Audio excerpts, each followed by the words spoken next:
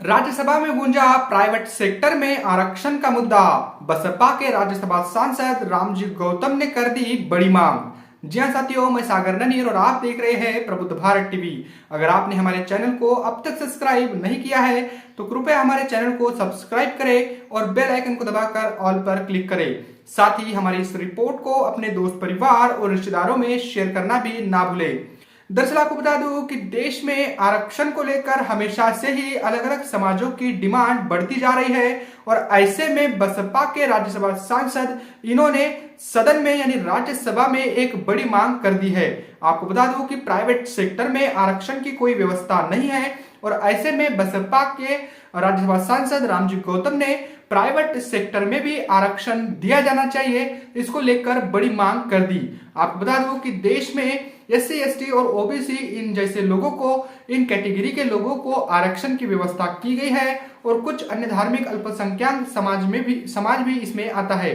तो ऐसे में आपको बता दूं कि वर्तमान में जो भाजपा की गवर्नमेंट है या फिर उस समय की यानी पिछले की तत्कालीन कांग्रेस की जो गवर्नमेंट थी, इन्होंने भी आरक्षण को पूरी तरीके से फुलफिल नहीं किया है। साथ ही आपको बता दूं कि प्राइवेटाइजेशन को बढ़ाकर आरक्षण को खत्म करने की दिशा में ही कांग्रेस की गवर्नमेंट हो या फिर भाजपा की, इनकी यही सोच रही है और ऐसे में प्राइवेट सेक्टर में आरक्षण को दिया जाए, ये बड़ी मांग बसपा की ओर से की गई है। आपको बता दूं कि राज्यसभा सांसद रामजी गौतम ने कहा कि जब तक कमजोर वर्गों को सामाजिक न्याय नहीं दिया जाएगा तब तक विकसित भारत की बात अधूरी है। समता का अधिकार हर क्षेत्र में नहीं दिया जाएगा तब तक देश में जो है वो लोकतंत्र नहीं बनाया जा सकता और विकसित भारत की जो बात है वो नहीं की जा सकती और तब तक ये सपना अधूरा ही रहेगा, ऐसा बसपा के राज्यसभा सांसद रामजी गौतम ने कहा। साथ ही उन्होंने कहा सरकार के लोग SC, ST के वर्ग के लोगों को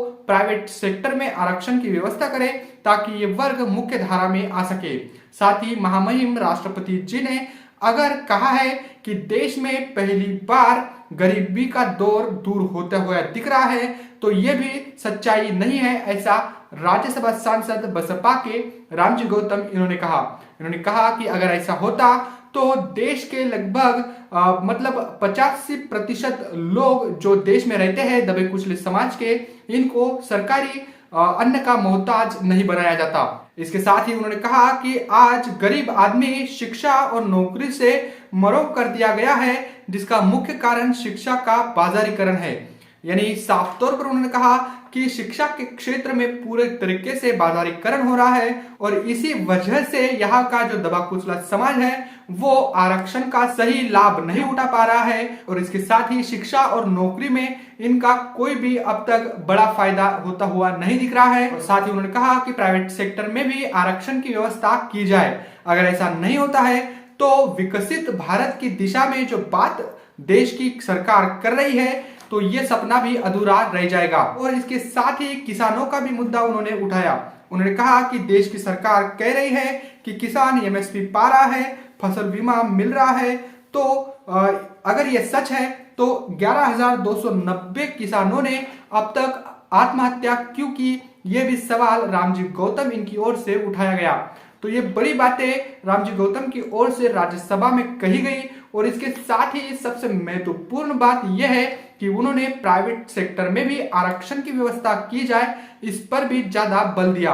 आपको बता दूं कि देश में आरक्षण को तो खत्म नहीं किया जा सकता, लेकिन प्राइवेटाइजेशन करके आरक्षण को खत्म करने की साजिश पहले कांग्रेस ने की और अब कांग्रेस के ही पदचिन्हों पर चलकर भाजपा की सरकार उसी दिशा में काम कर रही है। और इसी वजह से बसपा के जो सांसद है वो सदन में, राज्यसभा में कहो या फिर लोकसभा में, वो मांग कर रहे हैं कि प्राइवेट सेक्टर में भी आरक्षण की व्यवस्था की जाए।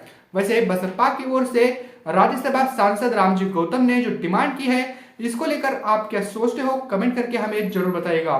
बने रहे प्रबुद्ध भारत टीवी के साथ, मिलते हैं अगली रिपोर्ट में, तब तक के लिए जय भीम, जय भारत।